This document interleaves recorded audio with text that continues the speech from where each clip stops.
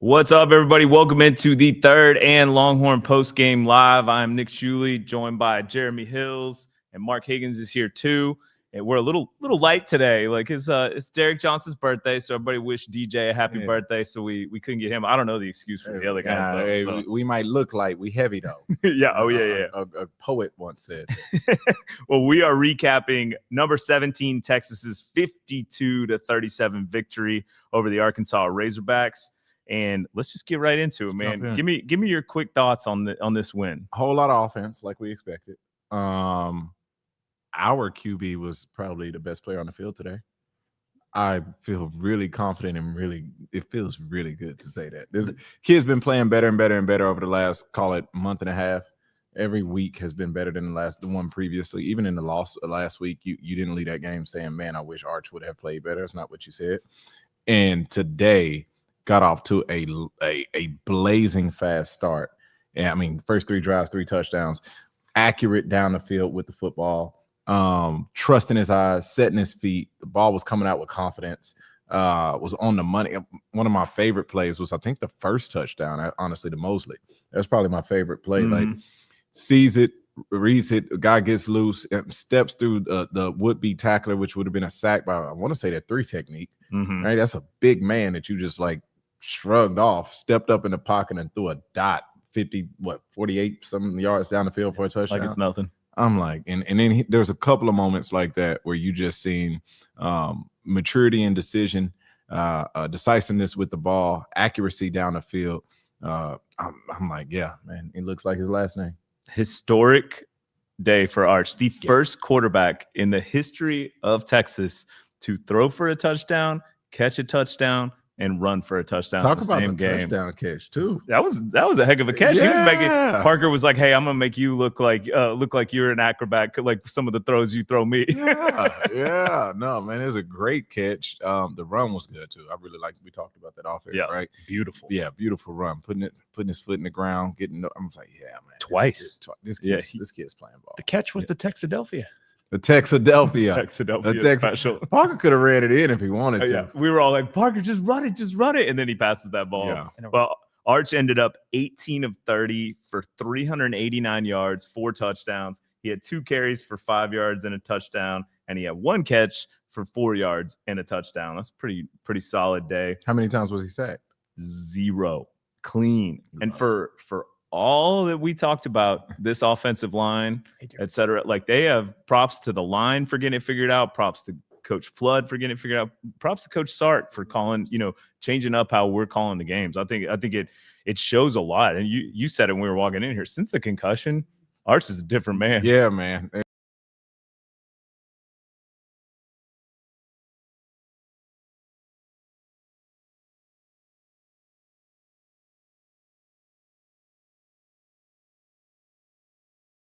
And it's giving him reasons to trust him.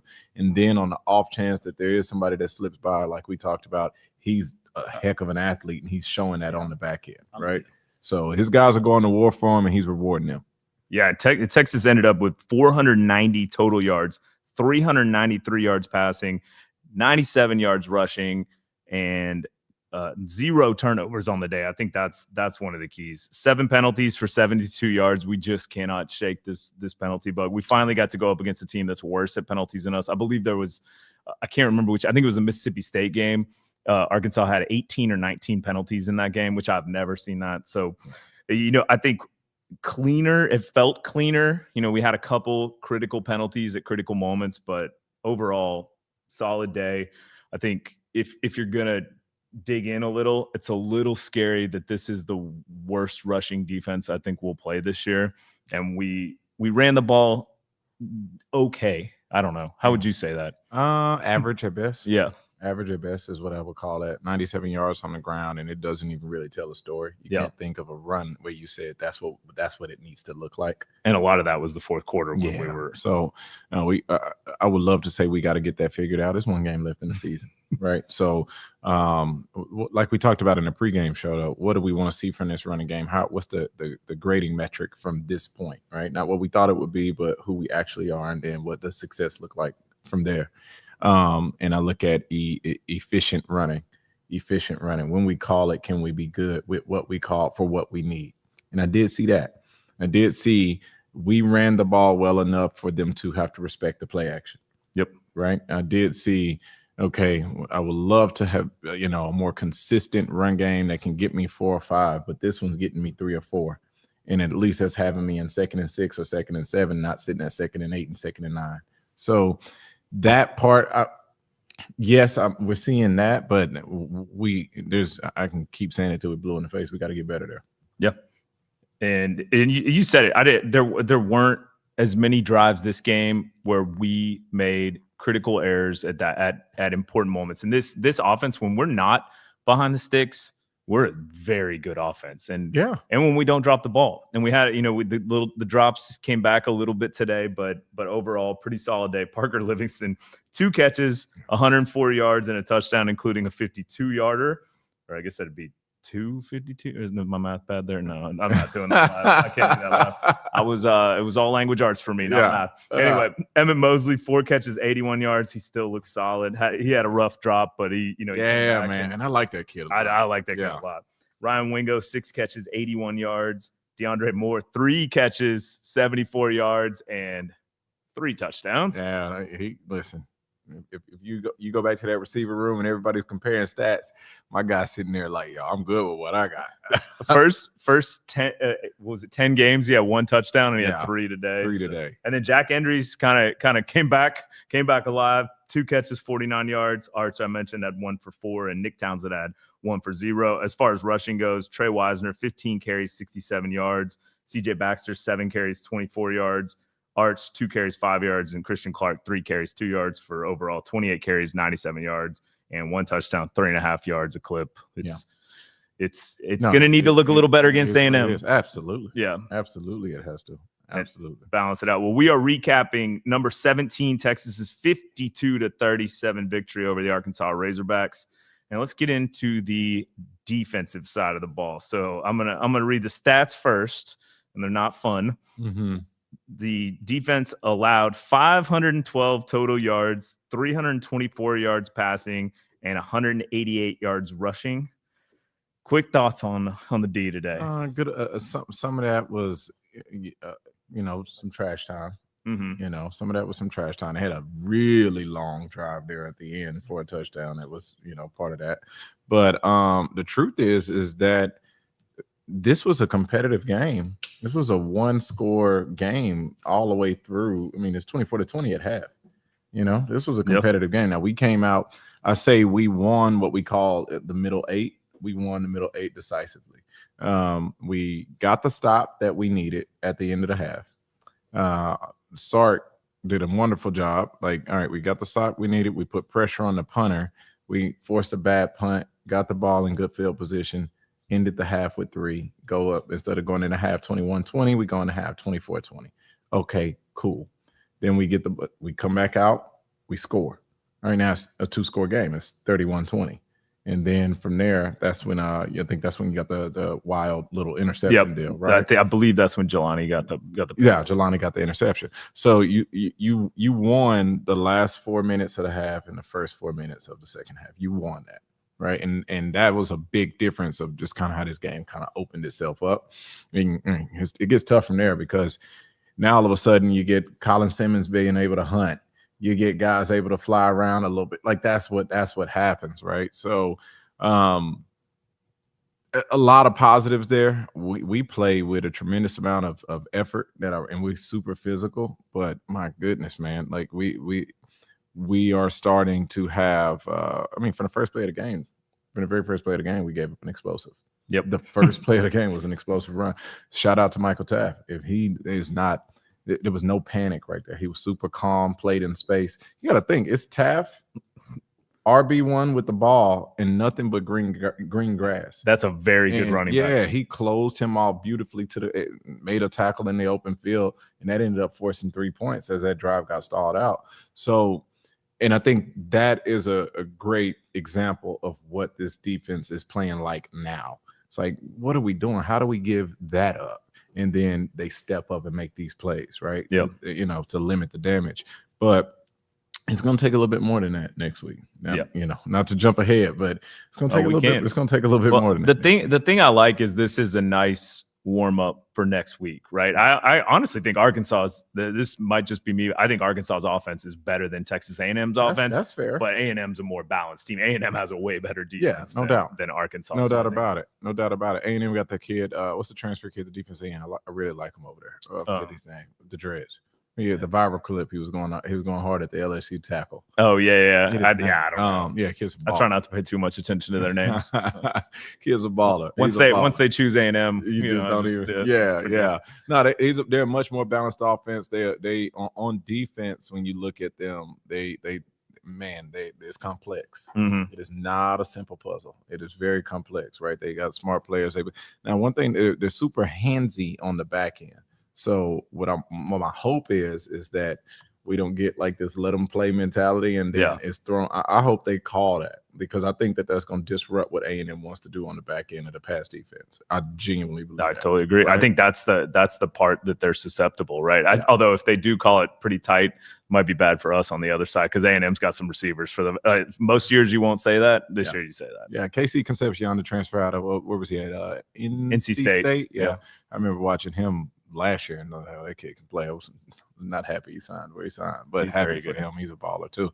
But yeah, I think you hit it right on the head. If you were judging this offense in a silo, completely separate than this defense from Arkansas, this is a phenomenal offense, and they have been all year. And they've been able to run up and down the field with most of everyone, right? And you'll say the same thing about A&M. I honestly think if you go just the test of athleticism, I think we've seen a more athletic quarterback today. Oh, totally agree. Yeah, just the test of athleticism. I think a better quarterback, but nothing against Marcel Reed. I think Marcel Reed's had a fantastic year, but I think Taylon Green's a better quarterback.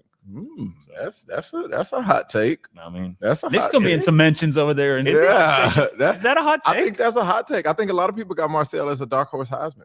Okay. And like I think that what he's been able to do in that system and the level of play that he's playing night and day better than he was last year. I totally agree with that. And like I said, that wasn't hate. I think Taylon Green is that good, and I think that's fair. And I think Taylon Green has less around him than Marcel Reed does. Absolutely. And so to do what he's done, and granted, Taylon turns the ball over a little more. That's what I was just about to say. Yeah. If it's one thing, we said it in the pregame, we said it in the preview show this past week when we were talking about this game. Taylon Green will get a ball to you. And what flipped the game today? He gave up. I mean, listen, if I didn't know no better, I'd say, we got to launch an investigation right there. I don't know what kind of interception that was. Yeah, like we got to figure out what that is, my guy.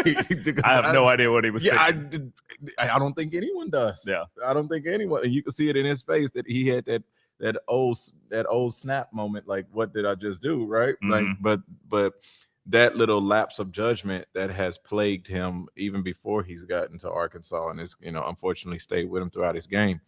I don't see that in Marcel Reed. Are you saying the boys and the windbreakers with letters on the back might be looking into that? So somebody got to figure out something. That's what I'm saying. Like, yeah. No, I fully give Marcel Reed credit. Are you kidding? Compared to last year? Yeah. This is a whole different player coming into this game. Sure. And there's a confidence. The confidence is there. It's a different player. And he has been impressive. But let's get back to Arkansas a little. So KJ Jackson, who came in for Taylon Green after he got injured on that interception. He looks good. He did. 16 of 29, 206 yards. And a touchdown. Taylon ended up 10 of 20 for 118 yards and a pick. Mike Washington, after the 41 yards on play one, ended up 17 carries for 105 yards. So honestly, with how he started, not a terrible job on that. Taylon Green did have 6 carries for 56 yards and broke some out and had a touchdown. Yeah, he was, man. Yeah. And he's elusive. Big boy, and he a big old guy, and he's an athlete as well. Yeah.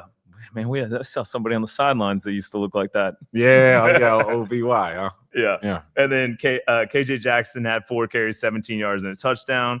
And their leading receiver was Rohan Jones with 5 catches for 82 yards. Jaden Platt had 4 catches for 65 and a touchdown. Raylan Sharp 4 for 65. Omega Blake, who's their dude, 2 catches, 29 yards. Yeah, there. And we talked about the interception by Jelani McDonald, as well as Colin Simmons hitting KJ Jackson, forcing that turnover, giving Leonga his big moment. Yeah, Leonga, who I believe almost got tackled by Ethan Burke on that play. They were trying to pull him away from. Yeah. My guy didn't know where he was going. He was running like he's trying to go in that general direction. It's like, I don't know exactly. I've never done this before. I've never done this before, but I know I'm going that way. It was a great play, man. Well, we are recapping. I just want to know what did Bevo do to him? Oh.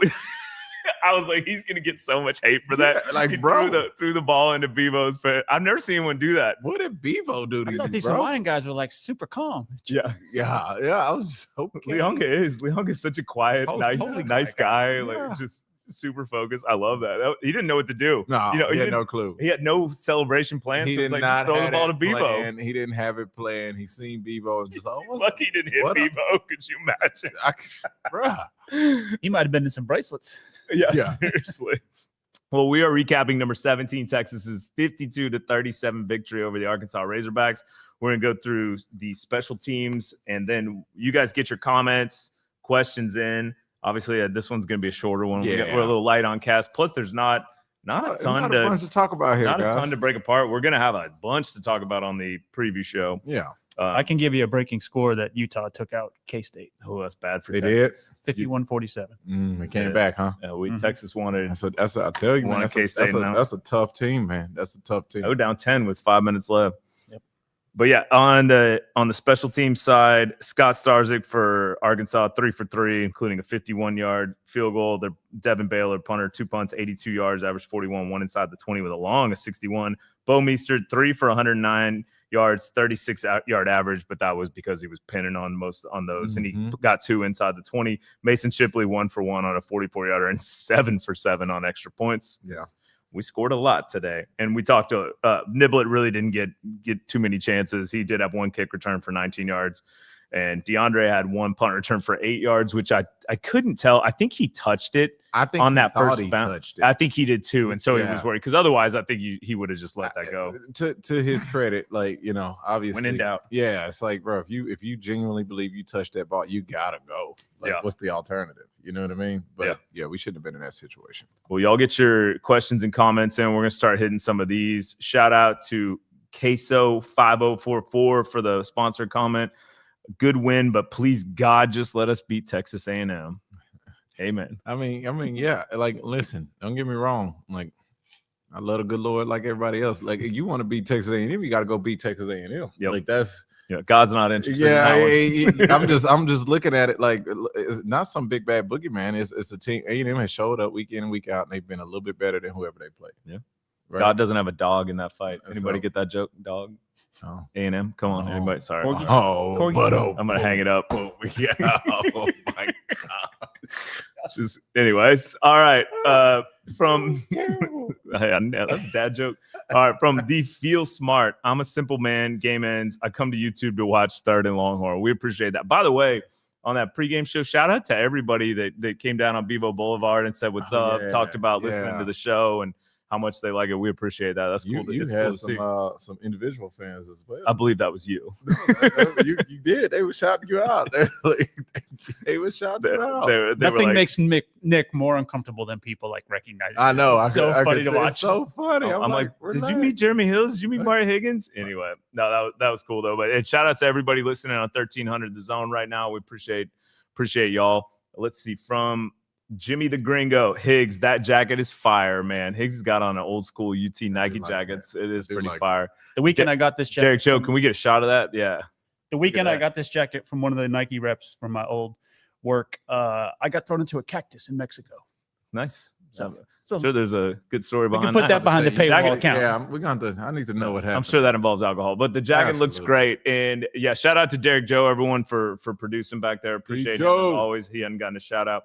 from Julia and DeBerry. I can't tell. 6401. Julian Sorry, DeBerry. Sir, these are hard to read. If we take care of business next week, I definitely think we should get in. We'll see. We got to have a lot. We're gonna have to have a lot go right. We need some help. We definitely gonna need some help. But I mean, yeah, if you don't take care of business next week, I definitely guarantee you won't be in. Yep. So yeah, you need some help, but you got to handle your business first. And Jimmy the Gringo, in response to that, is a great point. It's very similar to the Oklahoma game every year. It doesn't matter anyone's record. It's going to be a game that matters, and it's going to be a good game. I think that's the thing. Is like pretty much like these things are always dog fights. It doesn't matter it doesn't matter who's good, who's bad. It's going to be a good game. Yeah. I mean, last year we were a lot better than A&M, and that was still a battle. Yeah, it was a great game. Yeah. I mean, it's that one, right? It's that one as a player. It's the one where these are the kids that are from your neighborhood. Like you grew up playing against this group of guys. Yeah, you know what I mean? Some of y'all played on the same teams together until you didn't. You know those guys. And this game is on the Friday after Thanksgiving. Guess what? They get the rest of that weekend. A lot of them go home. They're not going home just to go home. They go home to talk about what just happened. Like this is the bragging rights in this goes so much deeper than you would imagine. Tell us this since you got to play in that game quite a few times. How much more trash talk take place in this game than a regular game? Again, these guys. This isn't a thing where it's like, oh, we were on the same all-star team. Oh, we were in the same recruiting class. It's his mom used to take us to practice. You know what I'm saying? Right. So like the family. The trash talk out there is authentic. Mm. It is authentic. It is personal. You calling people by nicknames. I'm not even just calling you by your first name. I'm calling you by your nickname. Like the way that you're talking to each other out there is the way that you're talking to somebody that you genuinely know. And then when some guys get out there and they be trying to be too tough, you go, man, I know you. Like I know you. Like right. So it's like, yeah, this game is the game for like it's everything. Mm. It's everything. Don't get me wrong. The way I tell people straight up is like they ask me about the two rivalry games, right? You talk about OU, you talk about A&M. And I'm like, to be super honest with you, it's not like a hate for OU. It's a true respect. We're going to meet on the 50 and we are going to figure this out. Mm-hmm. But with A&M, it's like, I got to step on you. I need you to, because you bark. You see that? You like that? Yeah. You losing listeners as we speak. You just bark. You just bark. You just talk. You just bark. And then on A&M side, they feel like we're the spoiled cousin. That's what A&M feels like against. Like, I was coming up with Von Miller, Cyrus Gray, and all of those guys. And Von used to be like, "Oh, I'm telling you, Texas is just tea sippers. They just tea sippers." Like, like in their heart of hearts, they believe that we haven't earned the recognition, that they're the best state school, like all of these other like delusional things that also going on. They think that College Station, they think that Austin's not better than College Station. They believe these things. They believe these things. They also believe that they should wear sailor outfits and do like cheers together. Milkmen. Yeah, milkmen. Yeah. So it's a lot that they got going on over there. Cute dances though. It is super cute, man. Sure. But like, no, it's a lot going on over there. But what I'm getting at is like, now this is a true, like, I don't want to use the word hate, but this is as close as hate gets in sports. This is it. So yeah, we've been waiting on this.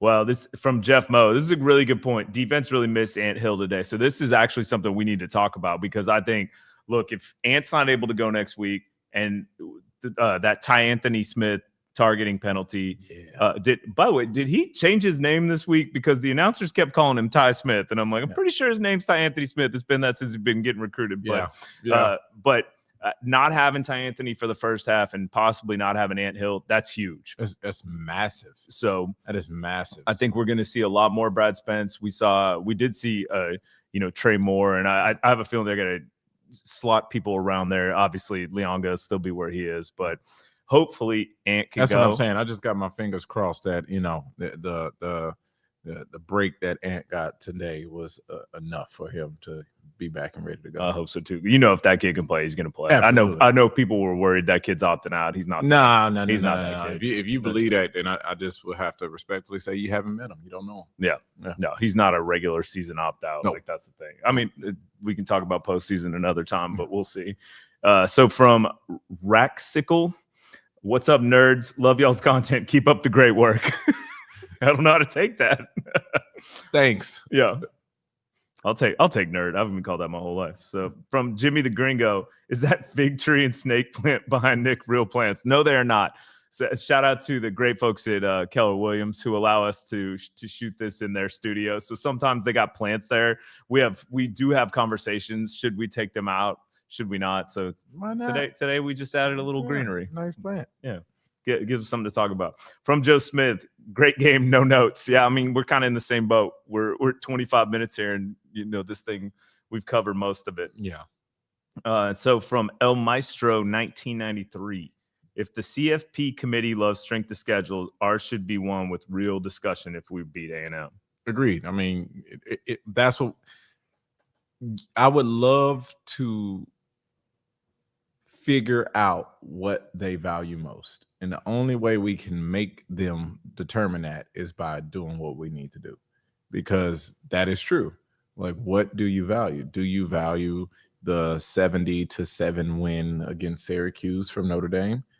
Do you value the, one of the toughest, if not the toughest schedule played this year by Texas, and then coming out of that thing 9-3 at that point, right? You would have already faced Ohio State, OU, Georgia, Vanderbilt, and then A&M. So it's like, yeah, you're 9-3, and 5 of those games were against top 10 teams. Mm-hmm. Like that's wild. It's insane, right? So like, what do you value most? And we don't even have to talk about it no more because your vote should tell us. Well, I think that's what's going to be so fascinating. Is I think this year it's bigger than Texas and all of these things, because what the committee decides to do shows you what they value this year. And so far in rankings, et cetera, they show that the only thing that matters is wins and losses. And we're not looking at quality of win, et cetera.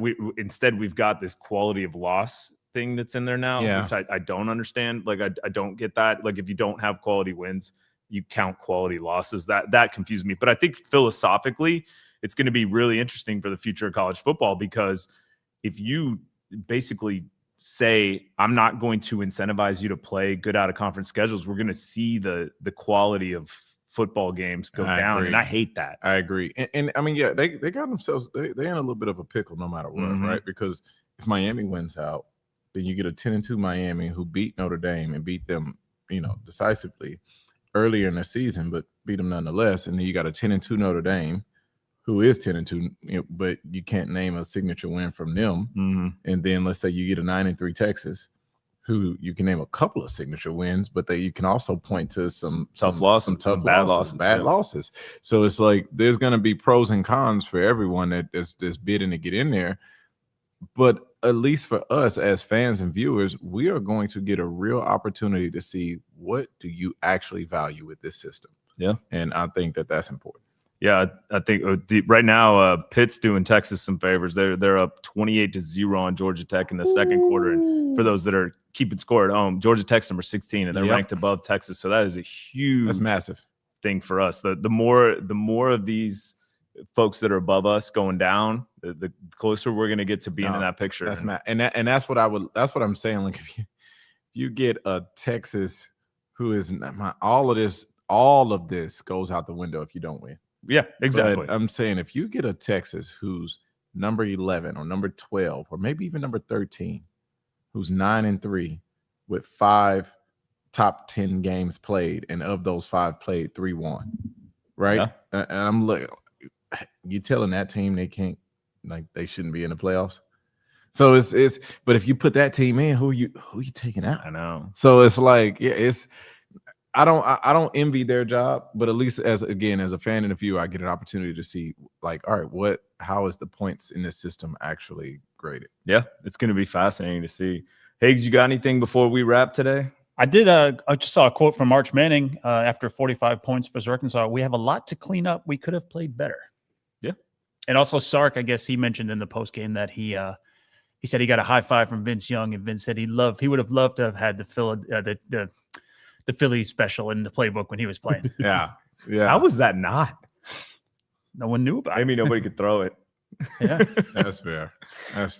I don't know. No, Actually, they had Tony Jeffrey with him, didn't he? Oh, that's the true. former quarterback. Tony Jeffrey could definitely do it. I think Arch hit that right on the head, right? Like when you look at this game, you're like, yeah, there's some definitely things that we cleaned up here, but this was a great performance. This was a great performance. This was a terrible defense. Let's call it what it is. Arkansas is not a good defense. No. So you did what you should do, but you did even more than what we thought you would do, kind of thing. Yeah. And, sorry. No. It's definitely stuff to clean up there. What I love is that you should be confident going into next week.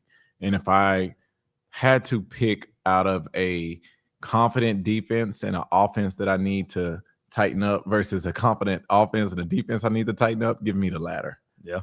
Just with their older group of guys, they know what this game means. They played in it. They've won it. So yeah, I'm gonna trust that defense to tighten. I think that I was really frustrated with that last second score. I know most people didn't care, but I'm not going to say a percentage. Maybe I will. I think about 90% of these voters don't watch the games. They just look at the scores. Yeah. And 52-30 looks like a beatdown. 52-37 still a good win, but it doesn't look as That's much fair. like that. I didn't even think about that. That is fair. So I hated that one at that, but it is what it is. But I do think this team has been, before we get out of here, but has been fascinating in the fact that this defense carried the offense for the whole front part of the year. And now we've kind of flipped it around a little bit. So I'm hoping that maybe by some act of God, everything comes together in this last game. Both sides of the ball are firing on it. It'd be poetic, wouldn't it? It'd be beautiful. Yeah. Beat the Aggies. I'll be honest, man. Like, we'll see. And I'm not trying to get them no bulletin board material. I'm just not. I already did. Okay. Well, I look at them, and again, they've done what they needed to do every single week, right? They won the games on their schedule. They needed one more than Notre Dame. They got it. On a 4th and 9 or 4th and 10, they ended up winning that game 41-40. Right? On the road too. On the road, which is tough to do. Give them their credit. And we know you love Notre Dame. Every year you say I love. Like, first it was you adopt Michigan, a new favorite first team, it was man. Michigan. Then you said I love Oregon. Like now it's Notre Dame. Like I can't talk objectively about football. You're allowed to like other teams. Golly. But when I look at the rest of what they've done, I looked at, I would have loved to see the Missouri game with their starting quarterback, but, unfortunately didn't get that opportunity. Right. I look at who else would you say? I mean, South Carolina had their foot on their throat, but did not press down. Yeah. So you look at, but then kudos to them for even coming back in there. Yeah. You would at the time of the win. The win that made me think, oh, wow, this might be legit was LSU at LSU. But then LSU turned out to be really like pretenders this year, right? And everybody's like, well, how do you know they're pretenders? Any team that's on their second coach for the season is a pretender this year. Yeah. Right. So I look at that and they're almost like in the same category as a Notre Dame to me, except that they've been more consistent and don't have any losses. Yeah, shout outs to them. They're undefeated. Like you can say whatever you want about A&M, but they're undefeated. No, that's what I'm looking. I look at Notre Dame and A&M the same in a sense of like these are two really unimpressive schedules. One has gone undefeated and the other has gone 10-2. Well, 9-2 to this point. I have no argument that A&M should be in, obviously. No, but Notre sure. Dame, you can't argue. No, and I'm bringing that up not to say should A&M be ranked number 3 in the country. I'm saying as I'm watching the tape, I'm like, I still don't know how good this team is. Yeah, I can tell you how good Ohio State is. Yeah, I can tell you how good Georgia is, even with a loss. You know what I mean? Like the rest of this is pretty hard to shake out in the SEC. Makes me excited. I'm excited for them to face us. Yeah. But that's really how I feel. Like in my heart of hearts, I'm like, I'm gonna figure out how good A&M is next week. Yeah. I don't know. Listen, kudos to you. To this point, undefeated, number 3 in the country. Congratulations. I can't wait to see you. Yeah. I can't wait to see you. I'm excited. That's a good team. Before we get out of here, shout out to Higgs and my old buddy DJ Mel. He says, I'm with you. That last touchdown should have never happened. DJ Mel's the best DJ in Austin. He's phenomenal. Yeah. Been DJing for years. But yeah, man, it's all set up for next week, right? Like this is what, when this rivalry came back, oh my gosh, man, finally back in our stadium, in our house. We will be live along with the KXAN and KBVO on Bebo Boulevard for the Texas game day. So that's going to start early. They're going to run the newscast from there, and then we're going to do our little thing after that. So we'll be down there. Plus, we will, as always, be here with the post-game show. I know everybody's going to want to talk about this one. Yeah. Everybody's feeling good. Just got through this game. That's what we wanted to do. Make sure there are no speed bumps. And Higgs, you got one more thing before we just get one more thing on that Pitt Panthers. They host Miami to close out the season next week. That's gonna be a game. That's a big one. That's gonna be a game. Yeah. All right. Well, we appreciate everybody tuning in and listening to us recap number 17 Texas 52-37 win over Arkansas. We will be back with our preview show this week, and then, like we mentioned, the pregame show and the postgame show. We appreciate everybody listening to this. Everybody tuning in. Hook 'em.